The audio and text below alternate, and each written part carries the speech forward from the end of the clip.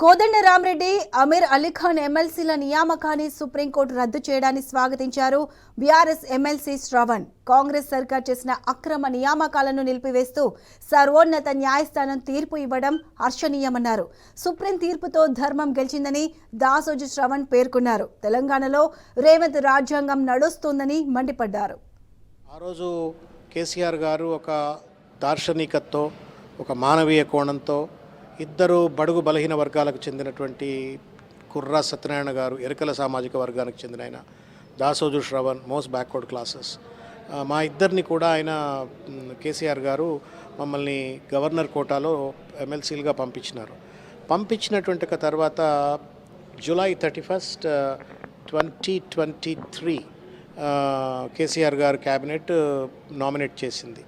దాదాపు 2 నెలల పాటు గవర్నర్ గారు ఆ నిర్ణయం పైన, క్యాబినెట్ రికమెండేషన్స్ పైన కూర్చొని ఆమె సెప్టెంబర్లో రిజెక్ట్ చేస్తున్నట్టుగా ఒక లెటరు మీడియాలో లీక్ చేయబడ్డది. సరే, అదే ఎన్నికల టైము, ఎవరి బిజీలో వాళ్ళు ఉన్నారు, అందరం ఎన్నికల ప్రచారంలో ఉన్నాం. మొత్తానికి హైకోర్టులో గవర్నర్ గారికి రిజెక్ట్ చేసే హక్కు లేదు, ప్రతిపాదనలు పరిశీలించాలా అని చెప్పని మేము కోర్టులో కేసు వేసినప్పుడు హైకోర్టు కేసు అంతా కూడా లోతుగా విన్న తర్వాత హైకోర్టులో వాదోపవాదాలు జరుగుతున్నప్పుడే ఏం జరిగిందో 17 తర్వాత 25వ తారీఖు నాడు కోదండరామ్ గారిని, తర్వాత అమీర్ అలీ ఖాన్ గారిని ఇద్దరిని కూడా నియమించినట్టుగా చెప్పారు.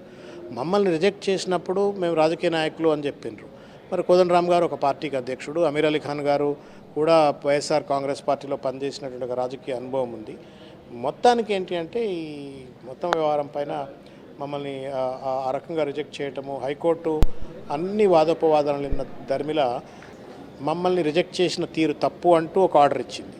దాంతోపాటుగానే కోదండరామ్ గారు, అమీర్ అలీ ఖాన్ గారి యొక్క నియామకాలు కూడా ఇల్లీగల్ అని చెప్పని ఆర్డర్ ఇచ్చింది.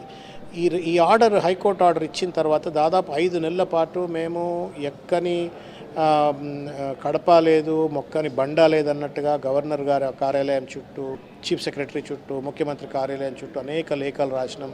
రకరకాల రీతిలో ప్రయత్నాలు చేసినప్పటికీ కూడా హైకోర్టు ఆర్డర్ను పట్టించుకోకుండా గవర్నర్ గారే మళ్ళీ సుప్రీంకోర్టు వచ్చి ఒక ఎస్ఎల్పి దాఖలు చేసిన పరిస్థితి చూసినాం.